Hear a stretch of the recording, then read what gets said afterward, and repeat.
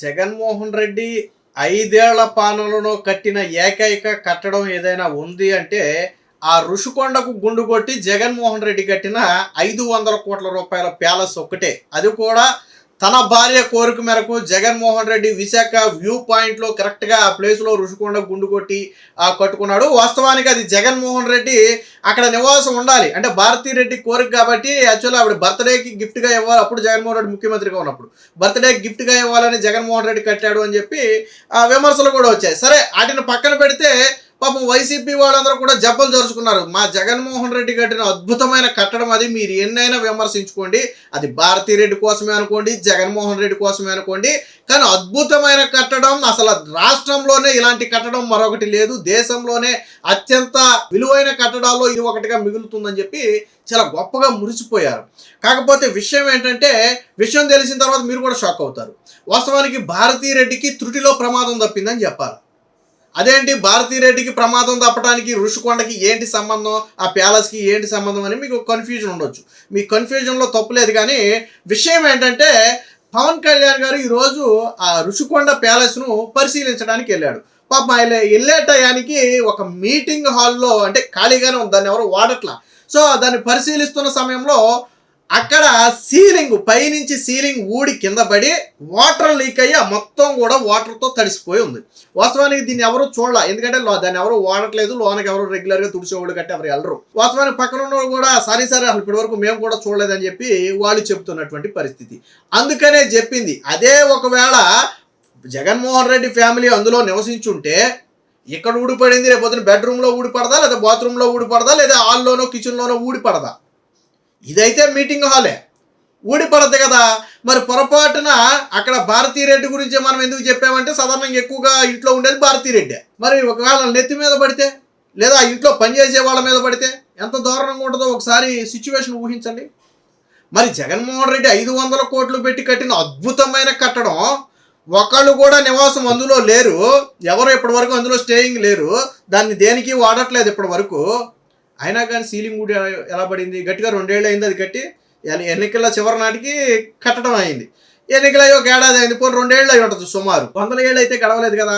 మరి 2 ఏళ్ళు కూడా పూర్తిగా గడవక ముందే సీలింగ్ కూడా ఎలా కింద పడిందో నాకు అర్థం కాలేదు, వాటర్ లీక్ ఎలాగవుతుందో నాకు అర్థం కాదు. మరి 500 కోట్లు పెట్టి జగన్మోహన్ రెడ్డి నాసిరకం కట్టడం కట్టాడా?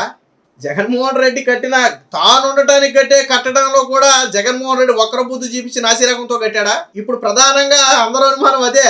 వాస్తవానికి అది జగన్మోహన్ రెడ్డి ఉండాల్సింది. ఆ రోజు కోట్లు అడ్డుకునే తర్వాత జగన్మోహన్ రెడ్డి ఓడిపోవటం ఆ కారణాల చేత అక్కడ ఉండలేదు. కాకపోతే 100కు 200% జగన్మోహన్ రెడ్డి అక్కడ ఉండేదే, ఉండటం కోసం కట్టుకున్నాడు, అందులో నో డౌట్. అది అందరికీ తెలిసిన విషయమే, ఉండటం కోసమే కట్టుకున్నాడు. మరి ఉండటం కోసం 500 కోట్లు, మళ్ళీ అదేమి 1 కోటో 2 కోట్లో పెట్టి కట్టిన కట్టడం కాదు, 500 కోట్లు, అక్షరాల 500 కోట్లకి ఏమాత్రం కొద్దు తక్కువ కట్టిన కట్టడం.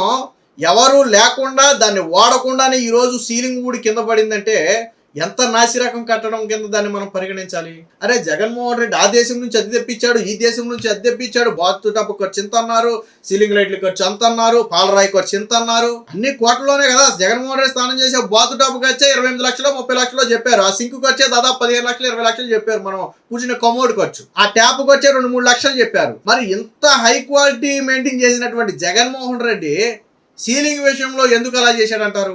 సీలింగ్ ఊడిపడింది, అది నేను కాదు, పవన్ కళ్యాణ్ షాక్ అయ్యాడు. వాస్తవానికి ఆయన మామూలుగా చూస్తున్నాడు, వాటిని చూసేటప్పుడు టప్పన సీలింగ్ ఊడి కింద పడి ఉంది. ఇంకా ఆయన వచ్చినప్పుడు వాళ్ళు అది ఊడిపడి ఉంది, ఆల్రెడీ వాటర్తో తడిసి ఉంది, వాటర్ లీక్ అవడం వల్ల ఊడింది, అదైతే క్లియర్గా అర్థమవుతుంది.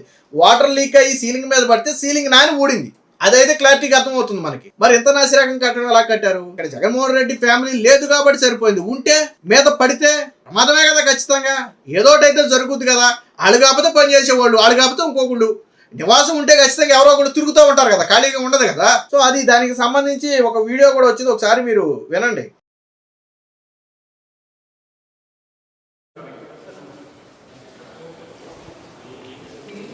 సీలింగ్ పడిపోయింది, లీక్ పడుతుంది. మీరు అక్కడ ఉండండి ఒక నిమిషం ఉండండి, అక్కడ మీరు కొంచెం పక్క వచ్చాను, ఈజీగా కదా కూర్చున్న వాళ్ళ మీద పడద్దు. అది కూడా వచ్చేలా తిని టిల్ట్ చేసి tilt up it's high time to should take you call. You have to put our food on. విన్నారు కదా, పవన్ కళ్యాణ్ యాక్చువల్లీ చూడటానికి వచ్చేటప్పటికి సీలింగ్ ఊడిపడి ఉంటే వెంటనే Nadendla Manohar oh my God ఇది నేను చూడలేదు ఇప్పటి వరకు అన్నాడు ఆయన. సో పైకి చూసేటప్పటికేమో సీలింగ్ ఉంది, కింద వాటర్ ఉంది మొత్తం. వాస్తవానికి నిజంగానే దానికి అడుగు దూరంలో చైర్స్ ఉన్నాయి, గెస్ట్ చైర్స్ ఉన్నాయి. నేను చెప్పే కదా ఒక మీటింగ్ హాల్ అది. ఒక అడుగు దూరంలోనే ఇప్పుడు కెమెరాకి నాకు ఎంత దూరం ఉందో ఇక్కడ డిస్టెన్స్ ఒక అడుగున్నారా అంత దూరంలోనే అక్కడ చైర్స్ ఉన్నాయి. పొరపాటున ఏదైనా మీటింగ్ జరిగేటప్పుడు పడి ఉంటే పెచ్చి అయితే పెద్దదే పడింది, చిన్నదేం కాదు, పెచ్చి అయితే పెద్దదే పడింది. ఒక 2-3 అడుగులు సుమారు మొత్తం తప్పన ఊడి కింద పడింది. అందులో కొంచెం ఆ సీలింగ్లు అన్ని కొంచెం వెయిట్ ఉన్న సీలింగ్లు ఉంటాయి అవన్నీ కూడా. మరి ఇంత నాసి రకం ఎలా కట్టారు అనేది ఇప్పుడు అర్థం కావట్లేదు. జగన్మోహన్ రెడ్డి హయాంలో కట్టిన ఏకైక కట్టడం, జగన్మోహన్ రెడ్డి 5 ఏళ్లలో ఏదైనా కట్టాను అని గుండె మీద చేసుకుని చెప్పాలి అంటే అది జగన్మోహన్ రెడ్డి కావచ్చు, వైసీపీ నాయకులు కావచ్చు. చెప్పాలి అనుకుంటే ఒకే ఒక కట్టడం, అది రుషికొండ మీద కట్టడం. సరే దేనికోసం కట్టారు, ఎలా కట్టారు అది పక్కన పెడితే అదే కట్టడం. జగనన్న కాలనీలు అంటారా, పూర్తి చేయలే. రాష్ట్రంలో ప్రత్యేకంగా బిల్డింగ్లా కట్టలేదు, మెడికల్ కాలేజీలా సగంలో వదిలేశాడు. సో ఈ పూర్తిగా 100% అన్ని ఫెసిలిటీస్తో పూర్తయినవి నాకు తెలిసి రుషికొండ మీద కట్టిన జగన్మోహన్ రెడ్డి ప్యాలెస్ ఒకటి, 500 కోట్ల రూపాయల ప్యాలెస్ ఒకటే. దీనిలో కూడా నాసి రకం. మరి నిజంగా అది నివాసం అన్ని అనుకూలంగా ఉంటే నేను ఎంత చెప్పినట్టుగా జగన్మోహన్ రెడ్డి ఫ్యామిలీ అందులో ఉండాలి. దాదాపు జగన్మోహన్ రెడ్డి ఫ్యామిలీ అందులో ఉందంటే 30-40 మంది పనోళ్ళు వాళ్ళు తిరుగుతూనే ఉంటారు. ఎప్పుడు ఎవరో ఒకళ్ళు వస్తుంటారు, అధికారులు వస్తుంటారు. ఒకవేళ జగన్మోహన్ రెడ్డి నిజంగా అక్కడికి వెళ్ళుంటే అదే సెక్రటరేట్, అదే ఇల్లు, అదే ఆఫీసు, అదే సీఎం క్యాంప్ కార్యాలయం, అదే పార్టీ ఆఫీసు, ఇక అన్ని అదే అయ్యేది జగన్మోహన్ రెడ్డి నిజంగా అక్కడికి వెళ్ళుంటే. అందుకనే ప్రీ ప్లాన్డ్ గా కట్టుకున్నాడు ఉండటానికి. అటుపక్క ఇటుపక్క మధ్యలో అన్ని ప్రీ ప్లాన్డ్ గా 3 బ్లాకుల కింద ఎడగొట్ట, 4 బ్లాకుల కింద ఎడగొట్ట చక్కగా నీట్ గా కట్టుకున్నాడు. అన్ని ప్రీ ప్లాన్డే.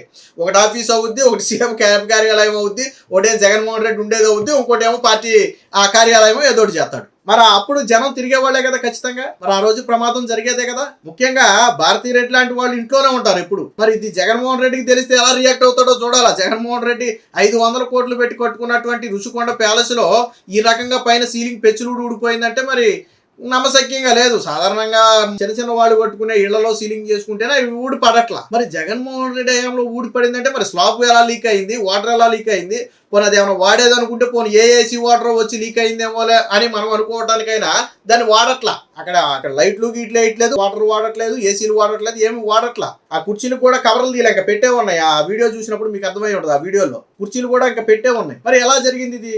ఇంత నాసిరకం. నాకు తెలిసి ప్రభుత్వం దీని మీద విచారణ చేయాలి. ఇప్పుడు ఇంత నాసిరకం 500 కోట్లు పెట్టారు, దీనికి కాంట్రాక్ట్లు ఇచ్చారు, అన్ని బాగానే ఉంది. మరి ఇంత నాసిరకమైనటువంటి బిల్డింగ్ ఎలా కట్టారు, దీంట్లో ఎవరెంత తిన్నాడు, దీంట్లో ఎవరి పాత్ర ఉందనేది అవసరమైతే విచారణ చేయాలి. ఎందుకంటే 500 కోట్ల రూపాయలు ప్రజల సొమ్ము ఖర్చు పెట్టి కనీసం కట్టడం పోనీ దేనికో దానికి ఉపయోగపడే విధంగా కట్టారంటే నాసిరకం కట్టారు. రేపొద్దున ఈ సీలింగ్ ఊడిపడిందని తెలిస్తే రేపొద్దున ఆ బిల్డింగ్ దేనికి వాడుకోవాలన్నా భయమే. పోనీ ఎవరికన్నా ఏ పర్యాటక దానికన్నా వాడాలన్నా భయమే. పోనీ ఎవరికన్నా లీజుకి ఇవ్వాలన్నా భయమే. ఇంత నాసి రకమైనటువంటి బిల్డింగ్ని ఎవడు తీసుకుంటాడు? తీసుకోరు కదా.